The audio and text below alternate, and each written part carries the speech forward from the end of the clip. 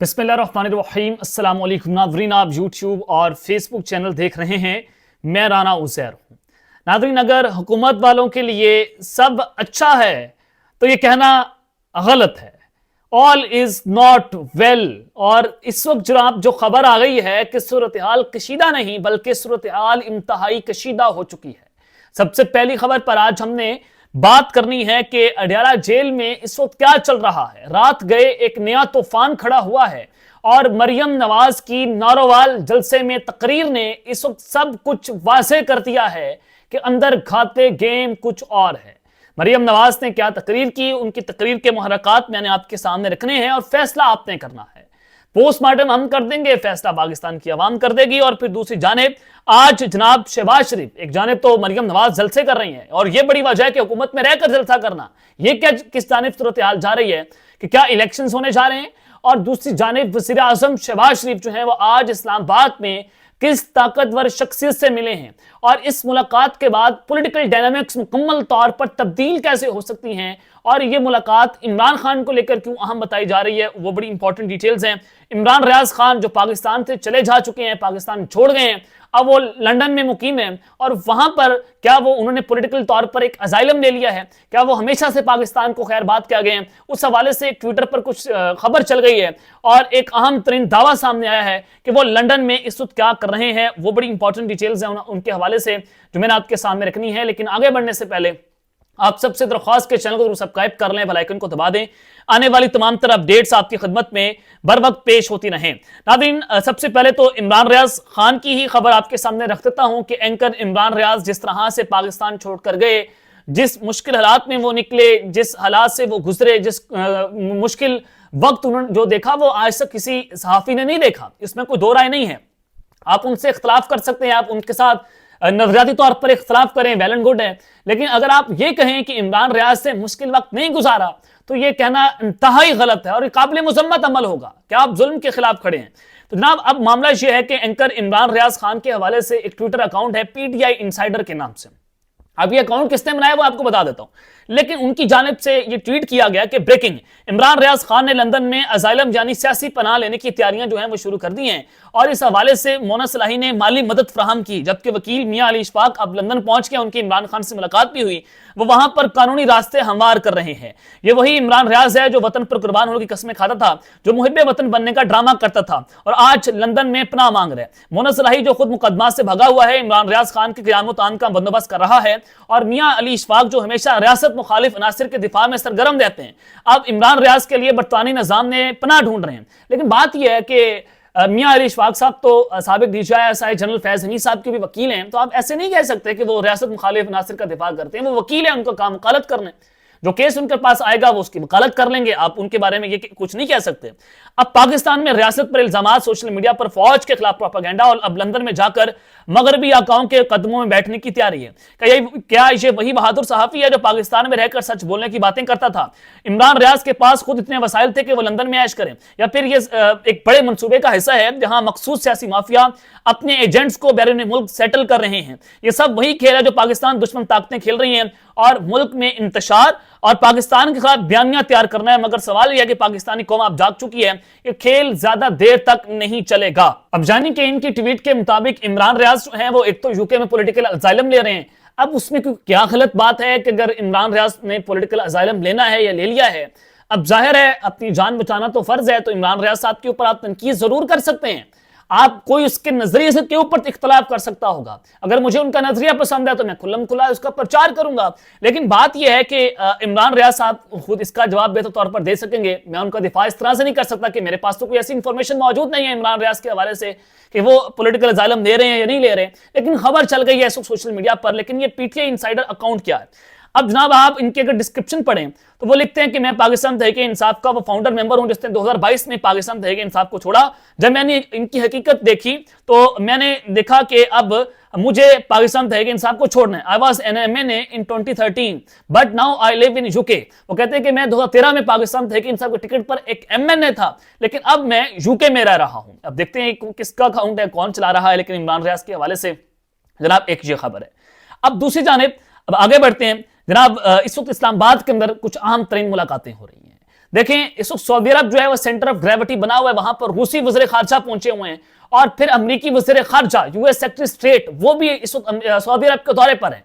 यानी कि दुनिया के मुस्तकबिल का फैसला कहां पर हो रहा है, वो सऊदी अरब में हो रहा है। और आप सऊदी अरब और पाकिस्तान को देखें तो सऊदी अरब पाकिस्तान की पॉलिटिक्स के ऊपर भी बहुत ज्यादा जो है वो इंटरफेरेंस करता है। उनका बहुत ज्यादा असर रसूख है। चाहे पाकिस्तान के अंदर कोई भी तैनाती होनी हो तो उसमें सऊदी अरब की हाँ जरूर शामिल होती है, उनकी हाँ या ना पर एक फैसला हो जाता है। तो जनाब अब शहबाज शरीफ जो है वो इस्लामाबाद में किससे मिल रहे हैं?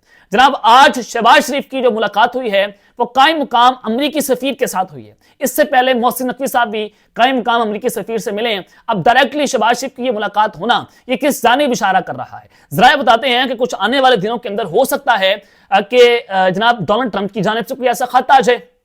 अब अमेरिका में पीटीआई की जो लॉबिंग फर्म्स हैं वो बहुत तेजी से काम कर रही हैं।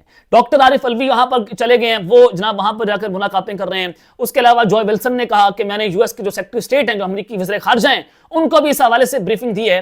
तो अब मामला ये है कि चीजें अच्छी नहीं है, ऑल इज नॉट वेल। अब आपको बता देता हूं कि चीजें किस तरह से अच्छी नहीं है। जनाब आज फैसल वाड़ा साहब एक प्रोग्राम में बैठे हुए थे।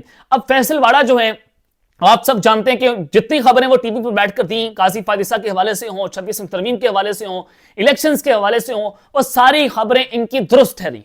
तो जाहिर है इनके पास अंदर की खबर होती है। तो फैसल वाड़ा साहब ने दावा यह किया है कि जुनैद अकबर तहरीक इंसाफ खड़ा और खरा वर्कर है। आप लिख लें वो गैरतमंद आदमी है, इस्तीफा देकर घर चला जाएगा। ये सब मिलकर उसको फेल करेंगे। और फिर उन्होंने जो सबसे इंपॉर्टेंट बात की समान न्यूज के प्रोग्राम में बैठकर कि पुराने चेहरे क्या कोई तब्दीली ला सकेंगे? ईद के बाद पुराने चेहरों का फॉरवर्ड ब्लॉक आएगा जो पाकिस्तान तहरीक इंसाफ के अंदर बनेगा, जो साइड पर है, यानी कि फवाद चौधरी हो या दीगर पाकिस्तान तहरीक इंसाफ के वो लोग जो प्रेस कॉन्फ्रेंस करके पीटीआई को छोड़ चुके थे।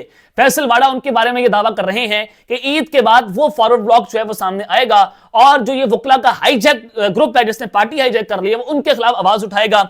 और जो साइड पर है वो इंतजार कर रहे हैं कि कोई फॉरवर्ड ब्लॉक बने और फिर हम उसका हिस्सा बने। तो ईद के बाद जनाब वो फॉरवर्ड ब्लॉक बन जाएगा।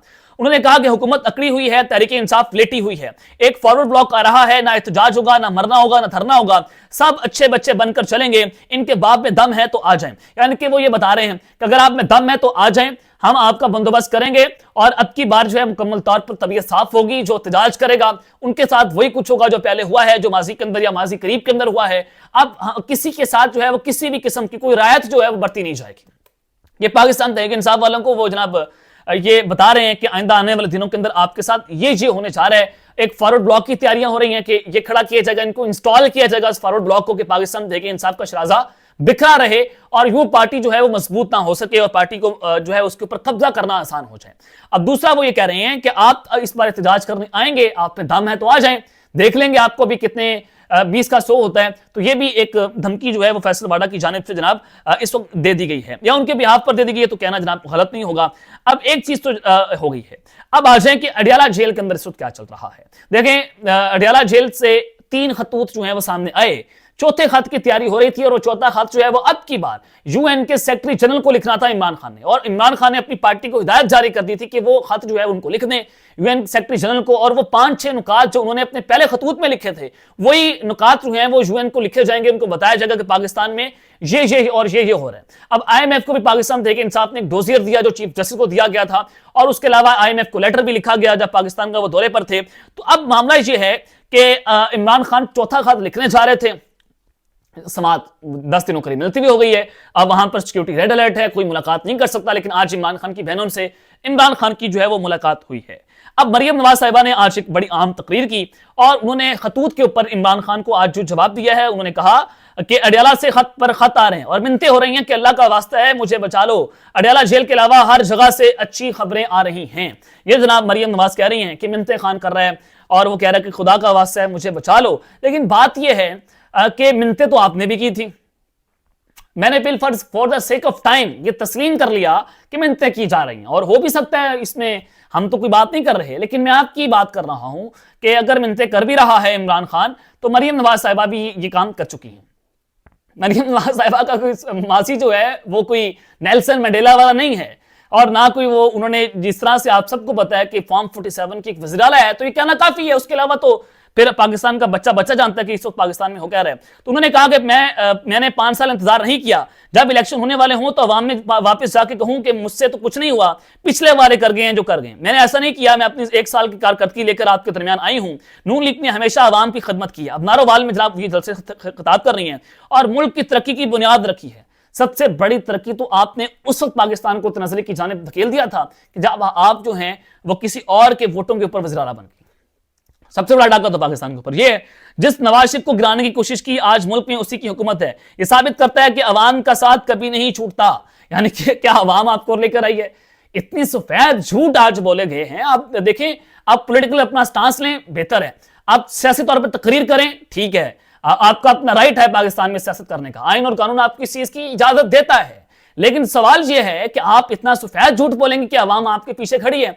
आप मरियम नवाज साहिबा मेरे साथ जाएं किसी दिन बाहर और हम माइक लेकर चलते हैं और अवाम से अगर पूछें कि महंगाई पाकिस्तान के अंदर कम हो गई है, बढ़ गई है, लोग आपको बता देंगे दूध का दूध पानी का पानी हो जाएगा। लेकिन उन्होंने कहा कि 2 साल पहले पूरे पाकिस्तान से बुरी खबरें आ रही थी, आज मुल्क भर से अच्छी खबरें आ रही हैं। नवाज शरीफ की क़यादत ने मुल्क को मुश्किलात से निकाल दिया है। हम दिन रात मेहनत करके अवाम की जिंदगी को तब्दील करके रहेंगे। जिस नवाज शरीफ को गिराया गया, आज उसकी हुकूमत है। अब ये जनाब चीजें आपके सामने हैं कि वो इमरान खान के खतूत के ऊपर बात कर रही हैं। लेकिन बात यह है कि आपका माजी अगर ऐसा था, यानी कि आप लोगों ने खतूत लिखे थे, आप लोगों ने खुद खतूत लिखकर एनआरओ मांगे, आप लोगों ने खुद ढीलें खड़काई, यह भी पाकिस्तान की एक तारीख का हिस्सा है। तो ये फैसला पाकिस्तान की आवाम पर छोड़ दें कि वो क्या कहती हैं इसके ऊपर। तो अब तक के लिए इतना ही। अपना ख्याल रखिएगा और इस तरह अपने लाजमी है लाने के बाद। पाकिस्तान जिंदाबाद।